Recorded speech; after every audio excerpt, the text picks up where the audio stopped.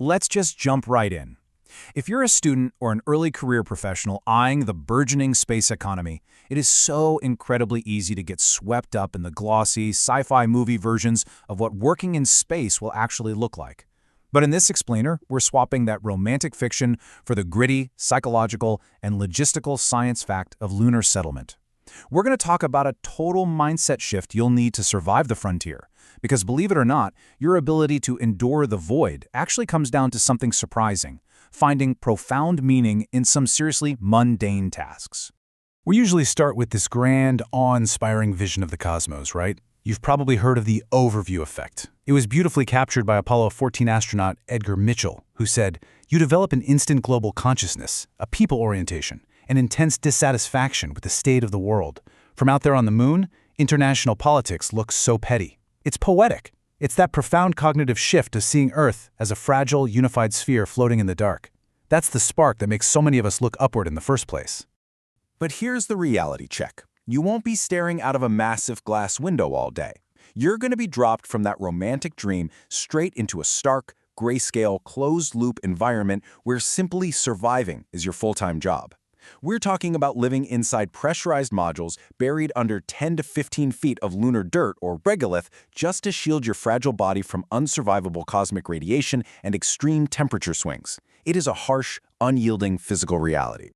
Which brings us to our first major psychological hurdle: the black sky blues. See, the real danger on the moon isn't just the physical vacuum or the radiation, it's the psychological breakdown. On Earth, our atmosphere scatters light, giving us that comforting, bright blue sky. But on the airless moon, the sky is pitch black, even at high noon. The visual contrast is unimaginably harsh, where shadows literally look like bottomless pits. Over time, living in this continuous, stark desolation causes a profound visual and emotional deficit. You'll be shocked at how desperately you'll miss simple atmospheric light scattering. And this is exactly why engineers are already proposing solutions like faux blue skylights and indirect cove lighting. It's essentially psychological personal protective equipment to trick our brains and preserve our sanity in what they call black sky country. By simulating Earth's scattered blue light indoors, we can fight off that morale drop. But, as researcher Ariel points out, physical design is just one piece of the puzzle. The ultimate cure for the black sky blues requires a psychological shift. You have to actively find majesty in the mundane, everyday elements of your new life to actually stay sane. So how do we prepare a new generation for this reality? It takes a readiness to reinvent everything. Here is the harsh truth. Pioneers who cling to their earthly baggage and comforts, they simply will not make it. You must be ready to adapt wholesale. Historically, pioneers often look for new lands that felt somewhat familiar, a river valley or a temperate climate. Space offers absolutely zero familiar comfort.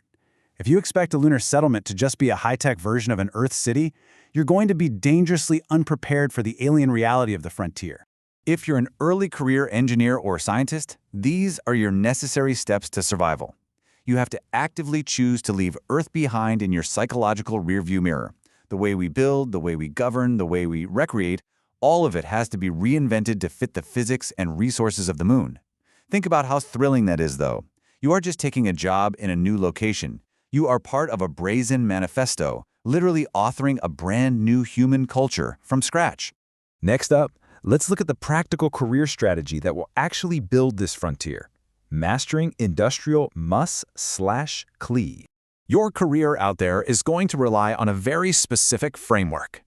Mastering the massive, unitary, and simple local materials of the moon, that's the MUS, while Earth supplies the complex, lightweight, and electronic components, the CLE. Launching heavy materials out of Earth's gravity well costs an absolute fortune. So to make a lunar economy truly viable, we have to manufacture the heavy, simple stuff like pressure holes, radiation shielding, and basic furniture right there on the moon using local rock and dust. Earth will only ship the lightweight brains of the operation, like server chips and complex wiring harnesses. Architecturally, that means no glamorous, glittering glass domes. Instead, you'll be handling abrasive regolith and pouring cast basalt to create molehill-like, highly functional structures. Your job will involve melting lunar soil and casting it into highly durable tiles and pressure vessels. It's heavy, dirty, intensely industrial work. Yet it's the absolute bedrock of a permanent human presence. Without this mastery of the local dirt, we just can't stay. This matters profoundly because these quote-unquote mundane jobs, mining tailings, standardizing cables, and pouring lunacrete, are what actually reduce our dependency on Earth. As an early career professional, your highest value might not be in theoretical astrophysics, it might be in mastering the foundational chemistry of iron, glass, and concrete in a vacuum. Every single worker standardizing a part becomes a critical, life-saving node in a self-reliant supply chain. But mastering the physical materials is only half the battle. Now we have to master the mind with the Existential Audit. I want you to ask yourself this directly. Who are you when earthly status, commercial machinery, and dominant social hierarchies are entirely stripped away? Because the absolute silence of a lunar cavern forces a very profound, uncomfortable confrontation with the self. On Earth, it is so easy to mask our insecurities or build our identities around what we buy, our job titles, or how many social media followers we have. But when you're 250,000 miles away, locked inside a thermodynamic pressure vessel, none of those earthly status symbols mean a thing compared to your daily oxygen production. This audit is basically a controlled detonation of the earthbound ego. The absolute isolation severs that external feedback. You quickly realize that in a vacuum, where even your breath might be sustained by the excess heat of a commercial lunar data center, your survival depends entirely on the complexity and survival of the group. Being a lone wolf in space is a literal death sentence.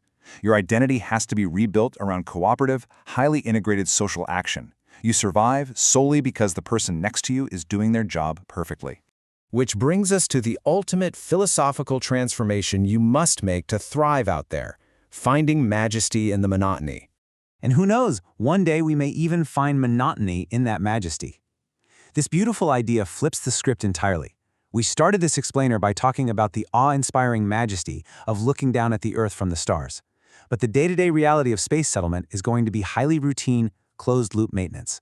The true cosmic mindset requires you to transition from being awestruck by the view to finding profound meaning in that everyday routine. On Earth, we often view repetitive tasks through a mathematics as penance model, just boring chores you have to get through to get to the fun stuff. But in space, you must reframe this into a cosmic identity. Monitoring an algae loop for hours or handling abrasive regolith day in and day out to build a wall isn't penance. It is the foundational chemistry of human survival. When you manage life support, you are keeping the human race alive in an environment of absolute death. These repetitive tasks are the highest, most majestic acts of human creation. By doing the mundane work perfectly, you are literally holding the line against the vacuum. So as we wrap up this explainer, I want to leave you with this thought to ponder the next time you look up at the night sky. Will your cosmic identity be defined by the comfortable Earth you left behind, or by the majestic monotony of the new world you are keeping alive? Are you ready to reinvent everything? Are you ready to trade the glossy science fiction dream for the heavy, gritty, life-saving reality of science fact? Because that is exactly what the future needs from you.